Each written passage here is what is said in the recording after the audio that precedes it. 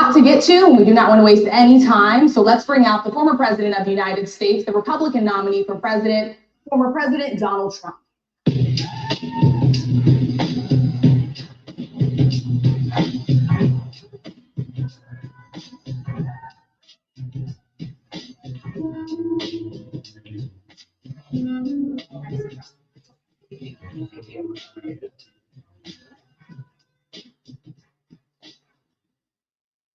Mr. President, we so appreciate you giving us an hour of your time.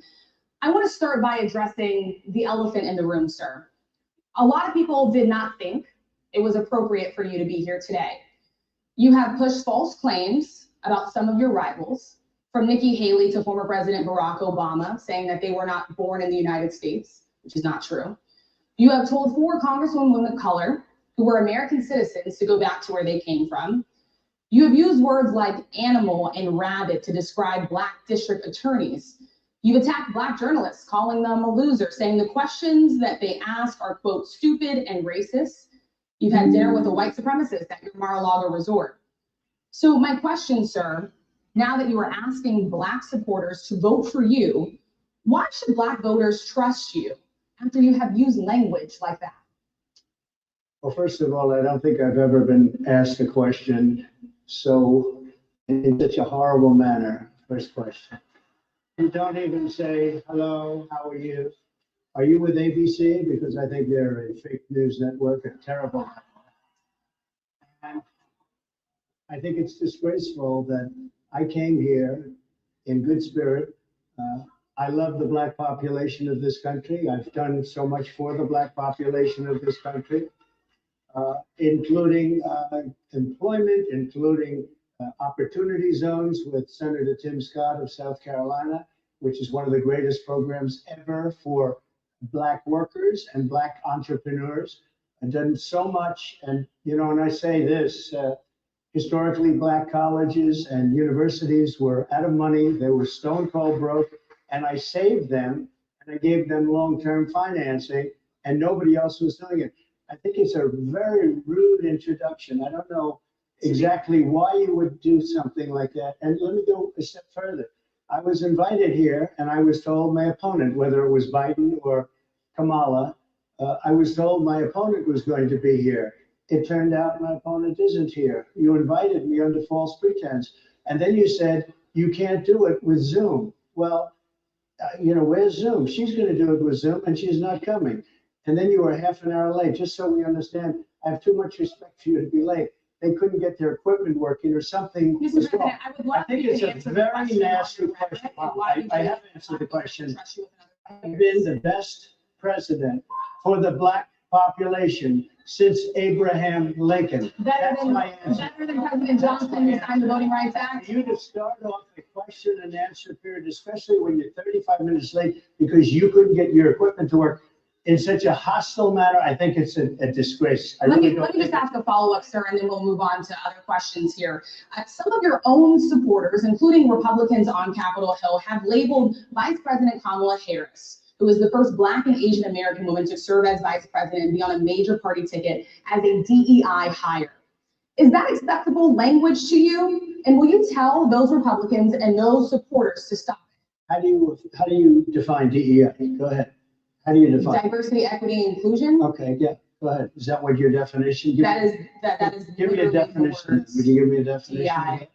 Give me a definition. Sir, I'm asking you a question. No, you have to define it for me if you I will. just defined it, sir. Do you believe that Vice President Kamala Harris is only on the ticket because she is a Black woman? Well, I can say no. I think it's maybe a little bit different. So I've known her a long time indirectly, not directly very much, and she was always of Indian heritage, and she was only promoting Indian heritage. I didn't know she was Black until a number of years ago when she happened to turn Black, and now she wants to be known as Black. So I don't know, is she Indian or is she Black? She is always identified as a Black. I respect either one, but she obviously doesn't, because she was Indian all the way, and then all of a sudden she made a turn and she became a Black person. Just to be clear, sir, do you I think somebody should look into that too when you ask continue in a very hostile, nasty tone. It's a direct question, sir. Do you believe that Vice President Kamala Harris is a DEI hire? I really don't know. I mean, I really don't know. Could be. There are some, and there are plenty. I know this lady right over there, Harris, is a fantastic person who just interviewed me at length. And we had a great interview, I think, and I heard you get very good ratings on that. Well, you told me it was the longest one of your life, so I think we had a good discussion. Look, I want to talk about why you're here today. I mean, it is not lost on us how divided we are as a country. And as you were coming today, we really got to see that we are divided along the lines of race, along the lines of gender. And there is this question of, in this moment where we are, why come here? What is your message today? My message is to stop people from invading our country that are taking, frankly, a lot of problems with it. But one of the big problems, and a lot of the journalists in this room I know and I have great respect for, a lot of the journalists in this room are Black. I will tell you that coming from the border are millions and millions of people that happen to be taking Black jobs. You have the best. What exactly is a Black job, sir? A Black job is anybody that has a job. That's what it is. Anybody that has a job. And they're taking the employment away from Black people. They're coming in, they're invading. It's an invasion of millions of people, probably 15, 16, 17 million people. I have a feeling it's much more than that. And everybody's been seeing what's happened. The first group of people, the Black population, is affected most by that. And Kamala is allowing it to happen. She's the border czar. She's the worst border czar in the history of the world. There's never been a border czar like this. She's never even essentially been, she said she was there once, but not the right part of the border. So she was a border czar. She's done a horrible job. These people are coming into our country and they're taking Black jobs and Hispanic jobs. And frankly, they're taking union jobs. Unions are being very badly affected by all of the millions of people that are pouring into our country. And one thing, as we discussed, many of these people are coming in from mental institutions, from prisons, from jails. They're gang members in other countries.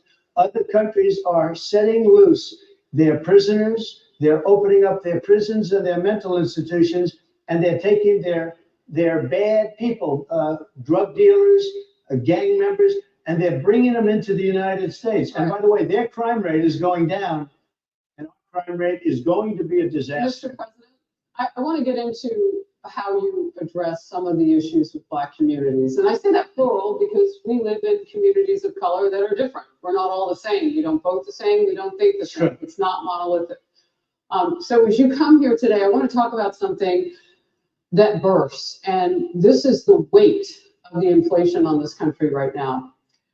The nonprofit Money Management International recently released data from its mid-year analysis that we have found a 52% rise in people who are seeking counseling for being in credit debt. They're paying for food that is sky high on their credit cards, and now they can't pay that off. The credit counseling nonprofit MMI, as I said, is saying now that they've seen surges that they haven't seen since we were in a pandemic of people in financial trouble. Much of that falls on the shoulders of single moms, single Black moms. When you look statistically, yeah. How do you turn it around? What's your plan for the Black community when it comes to money? So first of all, it's very hard to hear you for whatever reason because of the fact that they have bad equipment. Because I guess, this woman was able to get the right equipment. But it's very hard for me to hear you, but I can hear every other word. It's very difficult, actually. But so I don't know if they can fix it or do something with it, but I'll do the best I can with it. The inflation is absolutely destroying our middle class, our working class, virtually every class. Inflation is a disaster in our country.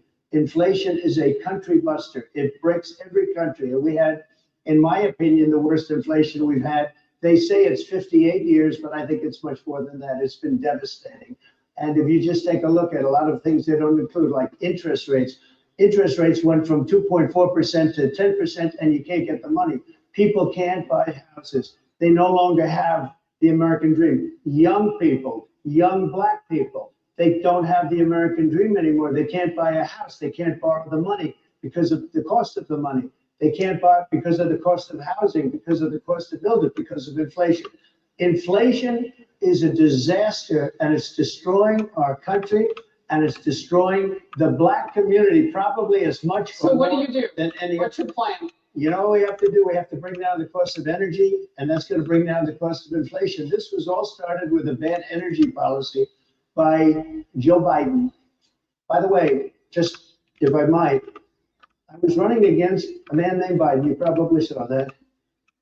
And he was losing very badly in the polls. And then he had a rather bad debate. I would say it was a bad debate. I would say it was one of the worst debates in history. And his poll numbers crashed. And instead of saying, you know, let's keep going, and maybe something happens the other way, they said, oh, we're going to replace him. Let's just replace him. That's like you're in a fight, a prize fighter's in a fight. He's not doing what you say, let's bring in another fighter. So our whole campaign was steered toward him, and now we have to steer toward him. But ultimately, it's the same because they have bad policy. They have policies of open borders, unbelievable open borders, horrible energy policies. They want to get rid of, as you say, gasoline in cars. They want to get rid of oil. They want to get rid of efficient heating. Mr. President. Environmentally, what they're doing is killing our country. They're absolutely destroying our country. But the inflation is the thing that's hurting the Black worker, the Black population, and every other population within our country. Inflation is the worst it's been, I think, in over 100 years. And they'll fact check it. They'll say it's only 58. Whatever it may be, they don't add all the numbers. They don't add the really bad numbers, and you can check that too. But inflation, Harris, is absolutely destroying this country and the people in our country. Yes, Mr. ma'am. President, can I ask you another question? Yes. That is also impacting Black. And that's very clear. I'm sorry? It's very clear. I hear you. Okay, so Sonia Massey, someone from Illinois, an unarmed Black woman, was shot the other day in her home by a deputy sheriff. The deputy has since been charged with murder. You said police would get immunity from prosecution if you win. Why should someone like that officer have immunity, in your opinion? Immunity? Immunity. I don't know the exact case, but I saw something, and it didn't look good to me. It didn't look good to me. Are you talking with the water, right? Yeah, well, police, It didn't. I mean, police unions are not backing this person either. But again, They're going to be charging the officer. I guess they're charging the officer. so why should he receive immunity? Well, he might not. I mean, it depends. It depends on what happens. I'm talking about people that are much different cases than that. We need people to protect ourselves. And by the way, in Chicago, as an example, a few weeks ago, on July 4th weekend, they had 117 shootings and 17 deaths. Nobody wants that. Nobody wants that. We need to have our police officers have the respect and dignity back. In this particular case, I saw something that didn't look good to me. I didn't like it. I didn't like it at all. So can you get a little more specific back to the immunity question? Who would make those Well, right now, for the most part, people are protected by their unions, by their police unions, or by their police departments. But I'm saying if I felt, or if a group of people would feel that somebody was being unfairly prosecuted because the person did a good job maybe with crime, or made a mistake, an innocent mistake. There's a big difference between being a bad person and making an innocent mistake. But if somebody made an innocent mistake, I would want to help that person. What would those exceptions be? What would determine You it? go after somebody and it's a very close call and it's very dangerous. And you know, the policeman's life and woman is a very difficult thing because sometimes you have less than a second to make a life and death decision. And sometimes very bad decisions are made. They're not made from an evil standpoint, but they're made from the standpoint of they made a mistake. So I want to follow up really quickly. I find it interesting because you do talk about reining in prosecutors, especially when it comes to prosecutors that are prosecuting you. Why doesn't that skepticism apply to law enforcement? Well, I've been prosecuted because I'm a political opponent of two people that have weaponized our justice system. I've been prosecuted. I just won the big case in Florida. Everyone said that was the biggest case. That was the most difficult case. And I just won it. Now, Biden has a similar case, except much worse I was protected under the Presidential Records Act. Biden wasn't, because he wasn't president at the time. And he had 50 years worth of documents, and they ruled that he was incompetent, and therefore he shouldn't stand trial. And I said, isn't that something? He's incompetent and he can't stand trial, and yet he can be president. Isn't that nice? Mr. President, But they released him on the basis that he was incompetent. They said he had no memory, and he was a nice old guy, but he had no memory, and said, therefore we're not going to prosecute him. I won the case, and it got very little publicity. I didn't notice ABC doing any publicity on it, George. we covered you swapped extensively, it up. sir. I'd love to move over on. I didn't notice you do any publicity on it at all. I won the case, the biggest case. This is an attack on a political opponent. I have another one where I Sir, have if you a don't mind, I'd hostile love to, judge. we have you for a limited time, sir. I'd love to move on to different. No, topics excuse if me, we you're the can. one that held me up for 35 minutes, just so you understand. If we can move on now to the state of the race, sir, I want to get back to the campaign. Senator JD Vance is your running mate. He's had a lot of controversy lately, and I want to read you a few things that he has said in the past.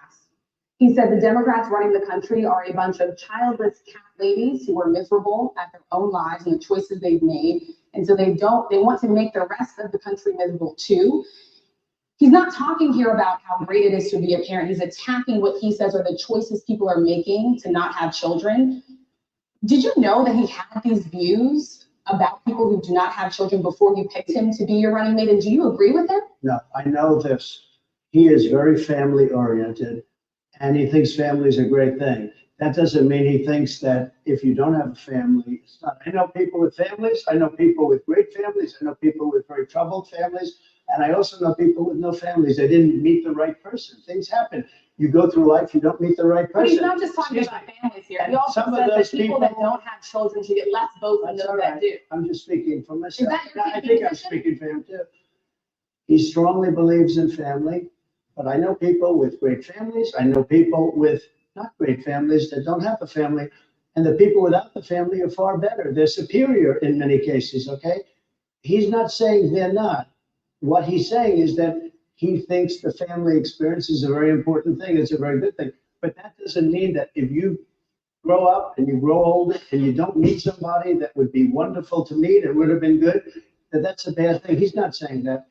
My interpretation, you'll have to ask him actually, but my interpretation is he's strongly family oriented, but that doesn't mean if you don't have a family, there's something wrong with it. Just one last point and then we'll move on. Just one of the bedrock principles of American life is one person, one vote. Senator JD Vance has suggested that someone who has children should have more votes than a person who does not have children. I just want to be clear here. Is that the position of your campaign? Well, no, but it's not something I've ever heard before. I can tell you this. Right now, you have illegal aliens coming into our country, many from prisons and many from mental institutions, and they want to give them votes. I don't think they should have votes. They came into our country illegally, People and who they're are only taking the American vote away citizens from are all of the allowed to vote, people sir. in this room that have been here a long time, that have worked hard, that in many cases, and you'll see this happening, if I'm not elected, you're going to see it happening. If I am, you're not going to have any problem. But you're going to see it happening a long time. You're going to see the people in this room and people outside of this room are going to be losing their jobs to people that have come into this country illegally. Mr. President, can we stay with just kind of the state of the race right now? Because I felt like that vice president question, candidate question was right in there with that. So let's talk about JD Vance for a little bit. He's had some stumbles out of the gate. I don't know if you're hearing what we hear as reporters, but it's been a tough couple of weeks for him. Why did you choose JD Vance?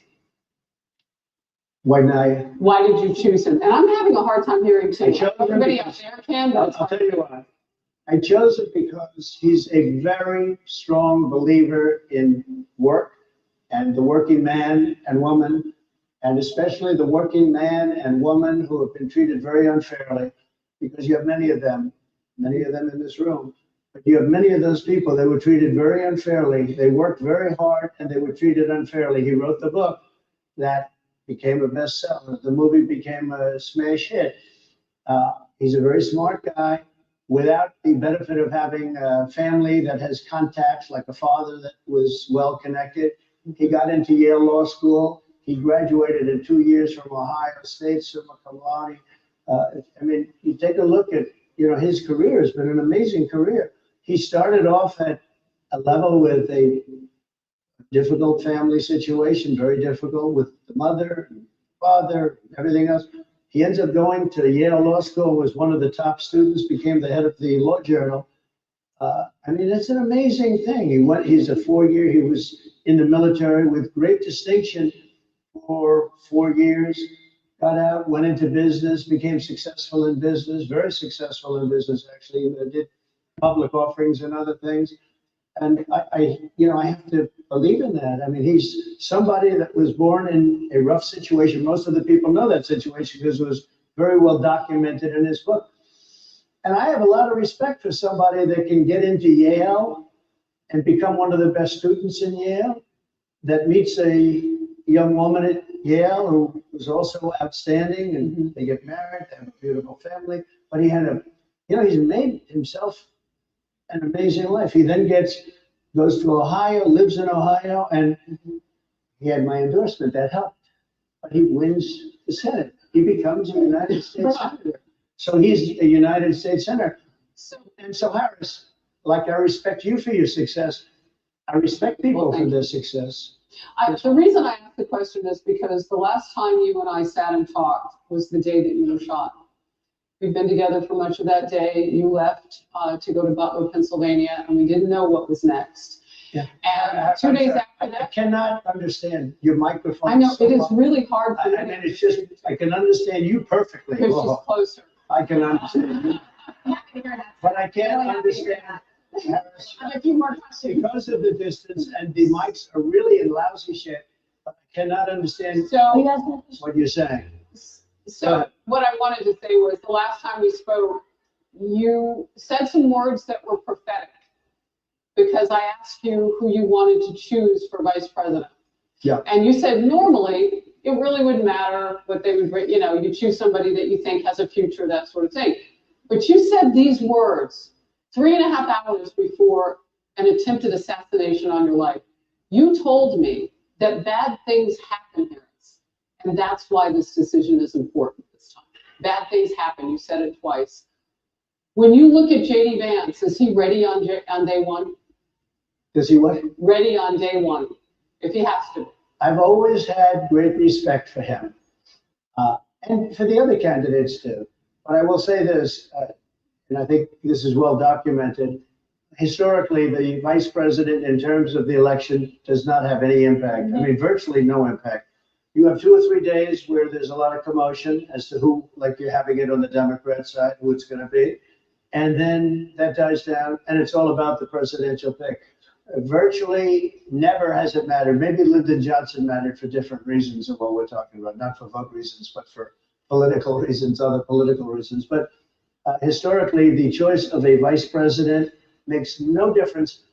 You're voting for the president, and you can have a vice president who's outstanding in every way. I think JD is. I think that all of them would have been, but you're not voting that way. You're voting for the president. You're voting for me. If you like me, I'm going to win. If you don't like me, I'm not going to win.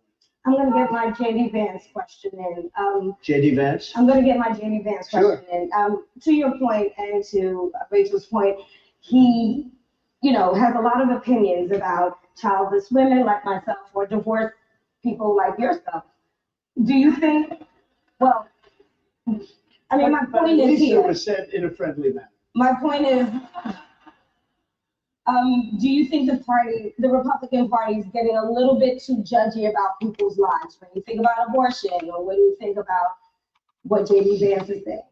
I don't think, look, I think that the Democrat Party is really the one that has the problem. I think they're radical on abortion because they're allowing abortion in the 9th month. They're allowing the death of a baby after the baby is born, based on Sir, the that's governor illegal of in Virginia. every state in the Based on the governor of Virginia, they're allowing the every death state of in the the country baby is illegal. after it's born. They're allowing abortions in the 8th and 9th month. Well, Democrats have I denied. think they're right. And I think the Republican Party is actually much less. I think I've made them much less radical, perhaps. But the Republican Party, what we're doing is bringing it back to the states where everybody wanted it. Democrats, Republicans, liberals, conservatives, everybody wanted abortion. brought back. They didn't want Roe v. Wade in the federal government. They wanted it, everybody. But the majority wanted of it back. Americans oppose Roe v. Wade being overturned. They Most don't know oppose about that. this. Right now, they're voting. It brought it back to the states. Now, I happen to believe in the 3 exceptions. Ronald Reagan believed with rape, incest, life of the mother. I do. I think most people do. I think most Republicans do also. But if you take a look, right now they're doing, it's an amazing thing. Out of the federal government, it's in states, and people are voting. And I will say, Ohio is, let's call it a more liberal version, has been approved. Kansas, the same thing, a little bit surprising to a lot of people. But the people are now voting, and it's taking this issue that's been going on for 52 years and has torn our country apart, and it's giving it to the people to vote on, and they're voting. And many states have already voted. Others are in the process of voting, and it's bringing it back to the people and a vote of the people. And it's not at all radical. And again, you have to follow your heart. I believe in the 3 exceptions. Most people believe in the 3 exceptions. Most Republicans believe in the exceptions. But they don't want to see an abortion in the 9th month or the 8th month. Almost everybody agrees to that. And they certainly don't want to see, in the case of the governor of Virginia, the former governor, I might add, who said, we set the baby aside and then we decide what to do. Meaning, what do? We execute the baby. That's a radical, horrible position. And some people want that. I don't want it. Most people don't. Thank you. Can I just pivot really quickly to another question about, you brought up health, Harris. You're an active man. We see you golfing all the time. But if you win, you'll still be president at 82, which is older than Biden is right now. Mentally. Here's the question. He's shot. But most people, Would you consider? I know many people in their 80s and their 90s that are in great shape. Some of our greatest leaders. You look at throughout the world history, the greatest leaders, some of the greatest leaders in the world were in their 80s. But here's the question. Would you consider stepping down if you felt that your health was declining? Or would you? Absolutely. And who would? I think I'd know. How would you make that decision? I think I'd know. Look, if I came onto a stage like this and I got treated so rudely as this woman. Oh my goodness. And I'm fine with it because she was very rude, sir. Very rude. That was that wasn't a question. She didn't ask me a question. She gave a statement. That wasn't a question. I repeated your statement, actually. You said you would. You would. Oh, absolutely. If I thought that I was failing in some way, I want people to be sure. I'll go a step further. I want anybody running for president to take an aptitude test, to take a cognitive test. I think it's a great idea. And I took 2 of them and I aced them. Well, I took 2 of them. But let me ask. Yeah. I would like to have people running for president, and I don't mean because they're 75 or 85. I think anybody running, I'd like to do it. People say it's not constitutional. I would like to have something passed where you can do it. I think we should know. I mean, I've watched what's happened in the last couple of years under this gentleman, and our country is a mess. We have inflation. We have the millions of people falling in. We have Afghanistan, which was the worst, most embarrassing moment in the history of our country. What he has done to our country, and her too, what they've done to our country, she has been a horrible vice president. She's considered the worst vice president in the history of our country. Mr. President, interrupt you, but would you consider taking a cognitive test? Mr. President. I would love to. And make it public. Well, I've already taken 2 of them, but I'll do it again. Mr. President, how do you intend to? I suggested, Harris, that let's take one. I said, Joe and I will go and take a cognitive test. Now, I'd do it with her too. I would do it with her also. You know what? She failed her law exam. She didn't pass her law exam, so maybe she wouldn't pass the cognitive test. Mr. President, I understand she wouldn't pass. Just to be clear, I'm just giving you the facts. To be clear, you don't think. She didn't pass her bar exam, and she didn't think she would pass it, and she didn't think she was going to have it pass it. And I don't know what happened. Maybe she passed it. She did pass it. There's a man over here, I think he wants to work. Mr. President, I would love to ask you about January 6th. You called yourself the candidate of law and order. Él ya las está desesperando. Ya ellas no saben qué hacer, ¿no? La de azul fue la que le llamó grosera, lo cual fue verdad. Al principio ni siquiera ni buenas noches, ni hola, ¿cómo está? Y y usted sabe, con el respeto que se merece, no vamos a decir el presidente 45, con el respeto que se merece cualquier ser humano que tú estás entrevistando a nivel como ese, que es una convención anual de esa organización de periodistas que son negras, todos son negros.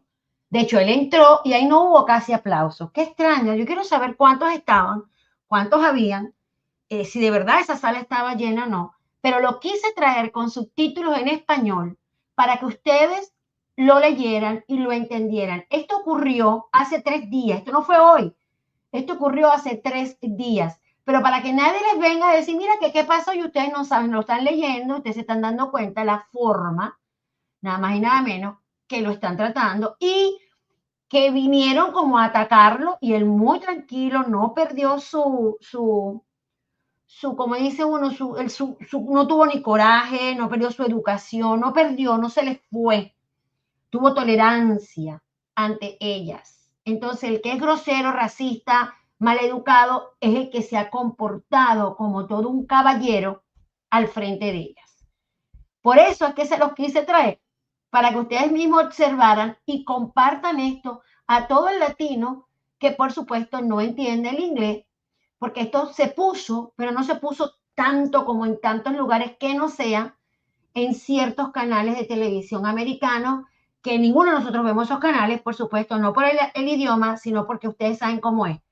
Y mucho menos que él dio ese ejemplo que acaba de dar. Por eso tuve que interrumpirlo para podérselos decir. When Time Magazine asked you if you would consider pardoning all the rioters, you said, yes, absolutely. Sure. You called them patriots. 140 police officers were assaulted that day. Their injuries included broken bones, at least one officer lost an eye, one had 2 cracked ribs, 2 smashed spinal discs, another had a stroke. Were the people who assaulted those 140 officers, including those I just mentioned, patriots who deserve pardons? Well, let me bring it back to modern day. Like about 5 days ago, we had an attack on the Capitol, horrible attack on the Capitol. You saw the people that were protesting and spraying these incredible monuments, bells, lions, all these magnificent limestone and granite with red paint, red spray paint that will never actually come off, especially in the limestone. It will never, I'm a builder, I know about this stuff. You'll never see it in 100 years from now. They viciously attacked our government. They fought with police. They fought with them much more openly than I saw on January 6th. What's going to happen to those people? What's going to happen to the people in Portland that destroyed that city? What's going to happen? My question is on those rioters who assaulted officers. Would you pardon What's going to happen? Oh, absolutely, I would. You would pardon those? If they're innocent, I would pardon them. They've been convicted. And by the way, the Supreme Court just they were convicted by a very, very tough system. How come the people that tried to burn down Minneapolis, how come the people that took over a large percentage of Seattle, how come nothing happened to them? How come the people so we're talking about people that were seen beating officers with flags, dragging them down the stairs. They're on video. Have you seen that video? Well, You would pardon those rioters? They shot a young lady in the face. Los liberales continúan con la misma información. Parece que todos estos videos que han sacado, que los han sacado inclusive los mismos congresistas en el Capitolio, parece que ellos no lo han visto. Ellos se han quedado con las imágenes, no lo oíste, como dicen, ¿cómo es posible gente arrastrando a los policías por las escaleras? Yo no vi eso. Yo eso no lo vi. Él está diciendo, bueno, esta gente que incendiaron en Minneapolis, esta gente que hicieron todo lo que hicieron, que quemaron tal y tal y tal y tal en Seattle, estas personas no les han hecho nada. Y ella dice, yo no estoy hablando de eso, estoy hablando del 6 de enero, cuando lo del Capitolio. De verdad que no sé ni qué decirles, honestamente, viendo esta posición. Por eso es tan importante tener conocimiento en el aspecto de oír esto y escuchar esto y saber que todavía hay un grupo de personas bastante grande pensando como están pensando ellas. Por eso lo estoy trayendo, porque yo les digo algo, ellos se están tramando algo con la camalita esta, y algo por ahí se están tramando, pero mira la mentalidad de esta gente, por Dios, no sé qué ven, qué escuchan, I don't know, Qué bien que él lo está trayendo y dijo lo de Minneapolis y lo de Seattle y toda esa cuerda de gente que quemaron de todo y no les hicieron absolutamente nada. Was protesting. They shot her the day. You know, nobody died that day. You do know that. But people died in Seattle. Nobody died, but people died in Minneapolis. You know, people died in Minneapolis. And nothing happens, and nobody ever talks, and nothing happens to those people. But you went after the J6 people with a vengeance. And I'll tell you what about the cops that were, and I'm all for the police, as you know, but what about the police that are ushering everybody into the Capitol? Go in, go in, go in. What about that? Look, nothing is perfect in life. You have people from Minneapolis, you have people just from 5 days ago in Washington, D.C. They were having fistfights and fighting with the police. They were spraying and destroying, they were desecrating our monuments in Washington, D.C. 5 days ago, and nothing happened to them. And you can't have two systems of justice. That's why they went after me as a political opponent, because they felt they couldn't win without doing that. And we're going to win our cases, and we're going to be vindicated. But I have to spend a lot of time on that and money. That's what they want. After the election, they won't care. Although in my case, I think they probably will, because the hatred is pretty deep. But I'll tell you, they went after me as a political opponent. That's never happened in our country before. And it sets a terrible, terrible precedent. What do you do on day one if you win? What's your first thing? What do? I close the border. I do two things, because I can do a lot of things simultaneously. I close the border. We don't want people coming in. We want people to come in, Harris, but they have to be vetted. They have to be checked. They have to come in legally. I want people to come into our country, but they have to be vetted. They have to be checked. So when you say, what do? That, and I drill, baby, drill. I bring energy way down. I bring interest rates down. I bring inflation way down, so people can buy bacon again, so people can buy a ham sandwich again, so that people can go to a restaurant and afford it. Because right now, people can't buy food. Your grocery bills are up 40, 50, 60%, right? She's agreeing to me. Oh, she's agreeing. Thank you. I like you very much. I think we are. But it's true. Your grocery bills are up. And then they're mandating that you buy an all-electric car. You know, Elon Musk endorsed me, and he's a friend of mine. He's a good guy. He's a smart guy. But I'm against everybody having an electric car. Okay, I'm very much against that. You have to be able to, if you want a hybrid or if you want a gasoline-propelled car. But you know, we have more liquid gold, gasoline, oil under our feet than any other country. More than Saudi Arabia, more than Russia, more than any other country. I want to use it. I want to use what we have. I want to bring down prices, bring down costs, and I also have to stop the invasion. And remember, they're taking your jobs. These people coming in are taking your jobs. Proctor 2025. I think we have to leave it there by the Trump team. So leave it. We'll leave, that is the last word. Thank you so much, Mr. Trump, for coming today and joining us. Well, thank you very much. And the tongue. Thank you, everybody, very much. Great. Thank you, Mr. Trump. NABJ will email out details regarding the conversation. Y con todo y eso, lo aplaudieron. Y en muchas oportunidades, cuando iba a decir lo aplaudían y como que plum, como que le decían no aplauda. Buenas noches, yo los quiero mucho. Dios me los bendiga y como siempre, trayendo información para que ustedes, nuestra gente hispana, sepa lo que está pasando. Y no se guíen por todas las cosas que están saliendo por todos lados. Que ya estoy escuchando, que sí, que qué bueno la alcaldesa, ay, que qué bueno las Tres Marías, los congresistas. No, señor. Están aprovechándose de la información que está pasando con Venezuela. Los quiero mucho. Buenas noches. Dios me los bendiga. Y como siempre digo, chao, chao.